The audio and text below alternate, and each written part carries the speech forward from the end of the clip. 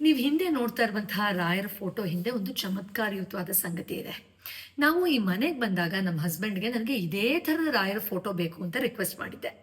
ಕೆಲವು ದಿನಗಳಾದ್ಮೇಲೆ ಒಂದು ಚಮತ್ಕಾರ ನಡೆಯುತ್ತೆ. ನನ್ನ ಕ್ಲಿನಿಕಲ್ಲಿ ಒಂದು ಪಾರ್ಸಲ್ ಬರುತ್ತೆ ಗುರುವಾರ. ಓಪನ್ ಮಾಡಿ ನೋಡಿದ್ರೆ ರಾಯರ್ ಫೋಟೋ ಎಕ್ಸಾಕ್ಟಾಗಿ ನಾನು ಹೇಗೆ ಕೇಳಿದ್ನೋ ಹಾಗೆ.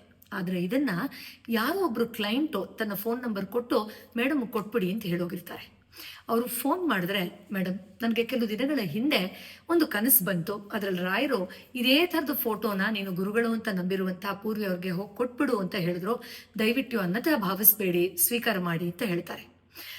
ವೆಲ್, ಈ ಚಮತ್ಕಾರದ ಬಗ್ಗೆ ನಿಮ್ಗೆ ಏನು ಅನ್ಸುತ್ತೋ ಏನೋ ಗೊತ್ತಿಲ್ಲ, ಆದರೆ ಈ ಥರದ ಚಮತ್ಕಾರಗಳು, ಗುರು ಕೃಪೆಯ ಚಮತ್ಕಾರಗಳು ನಿಮ್ಮೆಲ್ಲರ ಜೀವನದಲ್ಲೂ ಸಾಕಷ್ಟು ನಡೆದೇ ಇರುತ್ತೆ ಅಲ್ವಾ?